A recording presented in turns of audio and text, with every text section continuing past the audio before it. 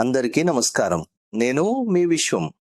ఆవేశంలో నిర్ణయాలు తీసుకోవడం వలన జీవితంలో చాలా నష్టపోతాం. అది ఎలాగో తెలియజెప్పే ఒక మంచి కథ చెప్తాను ఈరోజు మీ అందరికీ. అనగనగనగా ఒక రాజ్యం. ఆ రాజ్యానికి ఓ రాజుగారు. ఆ రాజుగారు తన ప్రజలను ఎంతో ప్రేమగా చూసుకుంటాడని మంచి పేరు ఉంది.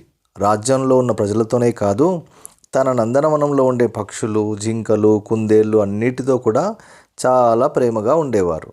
వాటన్నిటిలో రాజుగారికి అత్యంత సన్నిహితంగా ఒక రామచిలుక ఉండేది.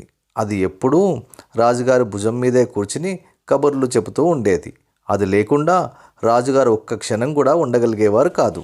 ఒకరోజు ఆ చిలుక, మహారాజా, మా పూర్వీకులను, మా తల్లిదండ్రులను చూడ్డానికి మా ప్రాంతం వెళ్ళి వస్తాను, మీరు అనుమతి ఇవ్వాలని కోరుతుంది. అది విన్న రాజుగారు చిలుక లేకుండా తాను ఎలా ఉండగలను అని ఎంతగానో బాధపడతారు మనసులో. అయినా సరే తనకు అత్యంత ఆత్మీయురాలైన చిలుక కోరింది కాబట్టి తన కోరికను కాదంటే బాధపడుతుందని వెళ్ళి త్వరగా రావాలని చెబుతూ అనుమతిస్తారు రాజుగారు. చిలుక తన తల్లిదండ్రుల దగ్గరికి వెళ్ళి రాజ్యం సంగతులు, రాజుగారి సంగతులు, వారి ఇరువురు మధ్య ఉన్న స్నేహం గురించి చెబుతూ సంతోషంగా అన్ని విషయాలు పంచుకుంటుంది. కొన్ని రోజులు చిలుక అక్కడ ఉండి మళ్ళీ రాజ్యానికి తిరిగి వచ్చే సమయంలో చిలుక తల్లిదండ్రులు ఒక అద్భుతమైన అమృత శక్తి కలిగిన ఫలాన్ని రాజుగారికి అందివ్వమని చెబుతూ, ఇది తిన్నవారి వయసు తగ్గిపోయి యవ్వనంగా అవుతారని చెబుతాయి. అలా ఆ ఫలాన్ని తీసుకొని బయలుదేరిన చిలుక చాలా మైళ్ళ దూరం ప్రయాణం కాబట్టి ఆ పండును మోసి మోసి అలసిపోయి ఒకచోట విశ్రాంతికి ఆగి ఆ పండుని పక్కకు పెట్టి నిద్రలోకి జారుకుంటుంది. ఇంతలో అటుగా వచ్చిన ఒక పాము ఆ పండును చిన్నగా కొరికి రుచి చూస్తుంది. ఆ పాము కొరకడంతో ఆ పండు విషపూరితమవుతుంది. ఆ విషయం తెలియని చిలుక రాజ్యానికి వెళ్ళాక రాజుగారికి తన తల్లిదండ్రుల బహుమానంగా చెబుతూ ఆ ఫలాన్ని రాజుగారికి తినమని ఇస్తుంది.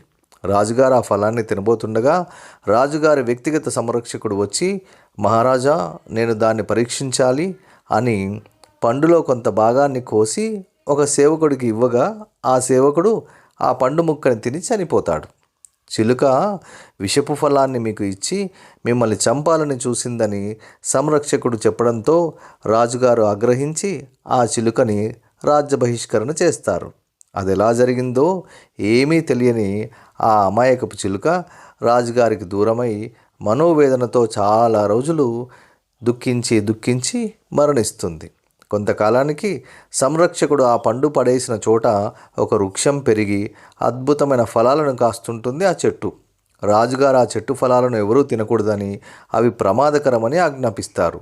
ఒకనాడు ఒక వృద్ధ దంపతుల జంట అటుగా వెళుతూ ఆకలిగా ఉండి ఆ చెట్టు ఫలాలను తినడంతో వారిద్దరూ నవయవనంగా మారిపోతారు.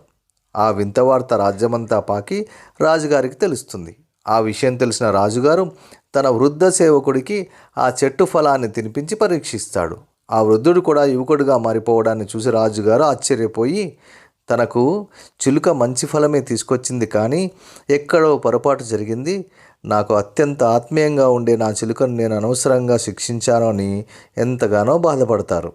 అలా ఇతరుల సలహాను విని ఆవేశంలో నిర్ణయాలు తీసుకోవడం వలన జీవితంలో విలువైన అవకాశాలని, వ్యక్తులను కూడా నష్టపోవాల్సి వస్తుంది.